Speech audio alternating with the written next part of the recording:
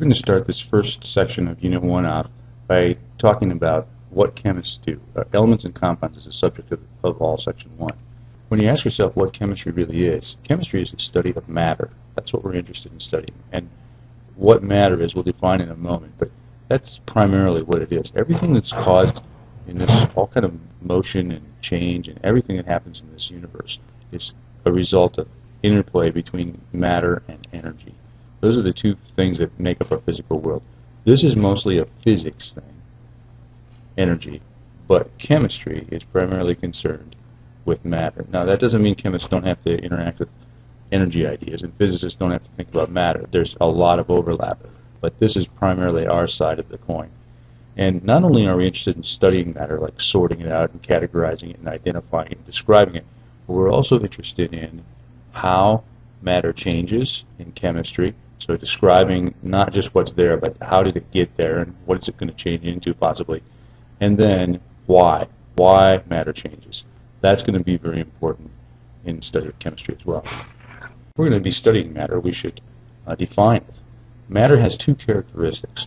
One characteristic of matter is that it takes up space. It has volume. V, volume, is how we describe that.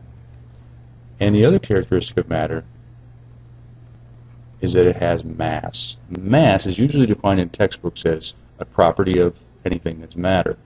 And then if you look up matter, it says it's anything that has mass, that's kind of circular thinking that I want to try and get away from here. So I'm going to try and define mass in two ways. We're going to think about mass from the standpoint of inertial mass. An object that's in motion tends to stay in motion. This is a famous physics law that everybody learns at a fairly early age now. Inertial mass is the idea that mass resists change in motion. So if you have an object that's moving, the more mass it has, the harder it is to make it stop. Or if it stops, the more mass it has, the harder it is to make it keep moving. The idea of inertial mass is a universal idea. Everywhere in the universe we can use this concept of inertial mass, because mass always has the same resistance to change in motion. Gravitational mass is something that's also true everywhere in the universe, but it's not as useful as it is like on Earth. It's very useful. Gravitational mass is the idea that every two objects have an attractive force if they have mass. So this is an attraction for other objects that have mass. And this is, we don't really understand how this works, but we do understand the relationship that governs it. The force due to gravitational pull is equal to this big number that never changes anywhere in the universe. It's not important what that number is now, times the mass of one object times the mass of the second object, divided by the square of the distance between the two objects. So here's object number 1, here's object number 2, and there's distance d between the two of them. The product of these two masses times g divided by the square of this distance between those two. If we put that all together in this equation, it tells us what's the force that attracts the two together. If the masses are small, it's not going to be a very big object. So human beings don't stick to each other because their masses are pretty small. But human beings do stick to the Earth, because if one of these two masses is the mass of the Earth or some other pretty large body, well, then this force adds up to something substantial. And we call that weight. Weight is really just the force, the gravitational force provided by the Earth's mass on any object. That's what weight is. How do chemists think about matter? Well, we can start a basic sort of all matter by dividing it into two main categories. One is mixtures, and this is what most of the matter you're going to encounter in your life is, mixtures. And the other one is pure substance, because pure substances are way easier to get a handle on and are very helpful in predicting even what's going to happen to a lot of mixtures.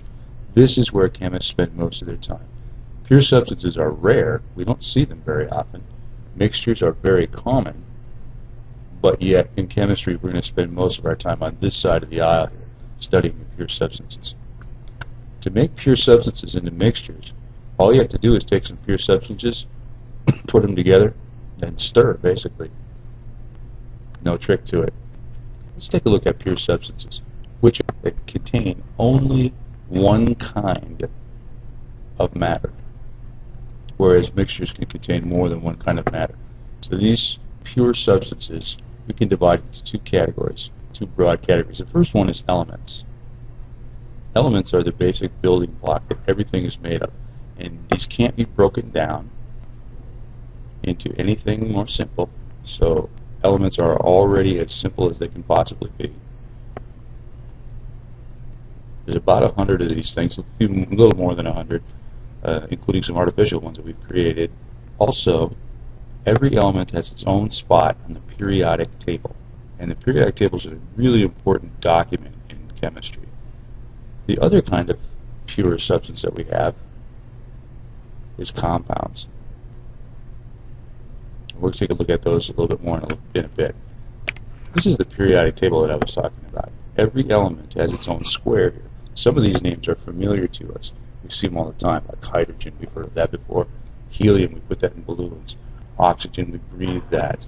Chlorine, we put in pools. Aluminum, iron, copper, silver, gold.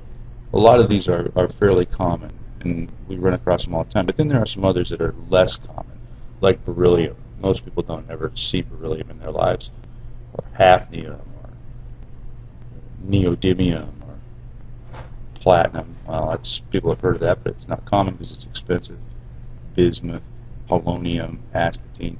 Lots of these are common, but a lot of them aren't. We're going to look not only at common things, but the uncommon things, and see how they're related. And this is more than just a graphic list of all the elements. There's some structure to the periodic table, to how the columns are arranged and how the rows are arranged. It gives us a lot of clues as to how matter interacts. Going back to this idea of pure substances being able to be sorted into elements and compounds, let's look at some characteristics of compounds. One thing is that they're combinations of elements. And they're not just any combination of elements, but they have some characteristics. One of them is they were formed by chemical change. And so that means you can't break them down without also doing chemical change. You can't just take two elements, put them together and stir and make a compound. A chemical change has to take place. And the same thing is true to go from compound back to element. You have to have chemical change to make that happen. That's important. Another thing that they have is they have fixed ratios of masses. So I can't take like 2 teaspoons of hydrogen and 2 teaspoons of oxygen and put them together and make my own version of a compound. Hydrogen and oxygen are only going to react in certain ways in fixed ratios to make mass. One very common one is H2O, water. So compounds have fixed ratios of mass. And another characteristic of compounds is that they have a consistent patterns of composition, how they're put together. Characteristic of compounds. Let's define what we mean by that. What do we mean by fixed ratios of element masses? Well, I'm going to give you 2 common examples. Water, H2O. This is how water always is. You can take a huge sample of water like an entire lake, or a small sample of water like a teaspoon, and this is how it's always going to break down. You can separate the hydrogen from the oxygen. You're going to find out that 11.19% of all the water by mass is hydrogen. Oxygen is the rest of it, which is 88.81%. Always, every time, no matter what. Here's another common compound, NaCl, sodium chloride, table salt. If you were to break all the sodium and chlorine apart, this is the ratio that you find. It's 39.34% sodium, 60.66% chlorine every time, no matter how large or small a sample of sodium chloride you have. So that's fixed ratios of element masses, and every compound has a fixed ratio that never changes. What we mean by consistent patterns of composition is if it were possible for us to look at these combinations, the atoms, the very basic building blocks that make up all matter, we'd find out that they always look the same. A water molecule always had a hydrogen, and an oxygen, and they're always in this same arrangement, this sort of boomerang-shaped molecule. So that's water, H2O, and this is sodium chloride. This is a sort of a representation of what we would see if we could had submicroscopic eyes and you could see sodium chloride. Sodiums would be these little purple things. The chlorines would be the larger green things, and they're always going to stack together in this particular orderly way. Consistent patterns of composition. On the other side, remember we have all matter divided up into pure substances and then mixtures. On the other side, we can sort mixtures out into 2 categories as well. One of them is called heterogeneous mixtures, and the other one is called homogeneous mixtures. Here are some examples of homogeneous mixtures. Apple juice is homogeneous mixture, maple syrup, tap water, and this is 14 karat gold, this little bracelet here. Homogeneous mixtures, like all of these things in these pictures, have the characteristic of having the same form. The word part homo means same in science language, and the word part gen means form. So if you look at these things, you can't tell that they're not you can't tell that they're a mixture. It looks like it could be just one thing, because you can't tell where the different parts of the mixture are. Apple juice obviously has more than one thing in it. 14 karat gold is made up of two elements, gold and silver, but you can't tell that by looking at this picture. So homogeneous mixtures are of the same form throughout. Another word for homogeneous mixtures is solutions. So apple juice or Kool-Aid or tap water, those are solutions. Can't tell where the parts are, but you know it's a mixture. Heterogeneous mixtures come from some different word party. Gen, of course, means form, but hetero means different. So heterogeneous mixtures, it's obvious to our eyes that they're of different forms. Like Italian salad dressing, you can see there are two different layers. Down below we've got a water layer, and up here we've got an oil layer, and they're separated from each other. Our eyes can detect that there's more than one thing in there. If you look at sand up close, our eyes can detect that there's more than one thing in sand. From a distance it looks like it's one thing, but it's not. Chicken noodle soup is another example. I've got chicken in here, I've got some noodles, I got tomatoes or peppers or something like that. All kinds of different things in here, and my eye can detect that it's not just one thing. So that's a heterogeneous mixture. Putting this all together, this is the big organizational chart. Remember, pure substances are rare, but that's what we're going to spend most of our time on. Mixtures are common, but they're harder to understand, and so we won't spend as much time on mixtures. Homogeneous mixtures look the same throughout. Heterogeneous mixtures look different. You can tell by your eye that they're different. Elements are the most basic of all things. Can't break them down into anything more. There's about 100 of them. They're all in the periodic table. And compounds have fixed ratios of elements. They have to be formed by chemical change. They're going to have constant patterns of composition.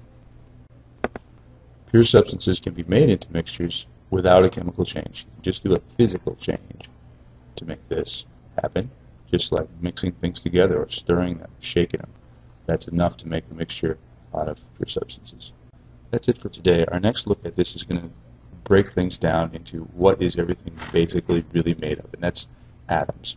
So we're going to spend some time giving you reasons to believe that atoms really exist, because it's really the fundamental idea behind how we understand the world of science, and then we'll take it from there.